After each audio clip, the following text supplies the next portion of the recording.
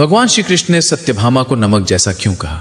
भगवान श्री कृष्ण की सभी पत्नियों में सत्यभामा सबसे सुंदर पत्नी थी। अपनी इसी सुंदरता को लेकर उनके मन में थोड़ा सा अभिमान भी था। लेकिन एक दिन प्रेम से उन्होंने कृष्ण जी से पूछा, स्वामी, मैं आपको कैसी लगती हूँ? कृष्ण जी मुस्कुराए और बोले, सत्यभामा, तुम मुझे नमक जैसी लगती हो। ये सुनते ही सत्यभामा को बुरा लगा। सत्यभामा ने नाराज होकर कहा, पूरी दुनिया में तुलना करने के लिए आपको केवल नमक ही मिला? मुझे आपसे ये उम्मीद नहीं थी। कृष्ण जी ने प्रेम पूर्वक उन्हें शांत तो कर दिया, पर यह बात सत्यभामा के मन में रह गई। कुछ दिन बाद कृष्ण जी ने महल में एक बड़ा भोजन का आयोजन रखा। 56 भोग सजाए गए। उसमें सबसे पहले सत्यभामा को भोजन परोसा गया। उन्होंने पहला कौर सब्जी का लिया, लेकिन तुरंत ही थूक दिया क्योंकि सब्जी में नमक ही नहीं था। दूसरा कौर मिठाई का लिया, उसमें भी शक्कर नहीं थी। तीसरा कौर कचौड़ी का लिया, वह भी बिल्कुल बेस्वाद था। अब सत्यभामा का धैर्य टूट गया। उन्होंने क्रोध में कहा, ये भोजन किसने बनाया?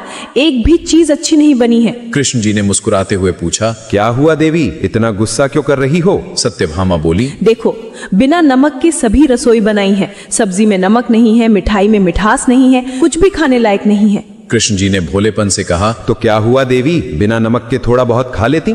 सत्यभामा झुंझला गई और बोली, बिना शक्कर की मिठाई तो फिर भी खाई जा सकती है, पर बिना नमक का नमकीन नहीं खाया जाता। तभी कृष्ण जी मुस्कुराए और बोले, तो फिर उस दिन तुम क्यों नाराज हुई कि जब मैंने कहा था कि तुम मुझे नमक जैसी लगती हो? सत्यभामा उसी क्षण समझ गई कि श्री कृष्ण का अर्थ उनका अपमान नहीं बल्कि सर्वोच्च महत्व देना था। जैसे नमक के बिना भोजन अधूरा और बेस्वाद होता है, वैसे ही सत्यभामा उनके जीवन में अनमोल और नमक समान है। सत्यभामा ने श्री कृष्ण से तुरंत क्षमा मांगी। भगवान श्री कृष्ण को अपने दिल से मानने वाले भक्त कमेंट में राधे राधे अवश्य लिखें।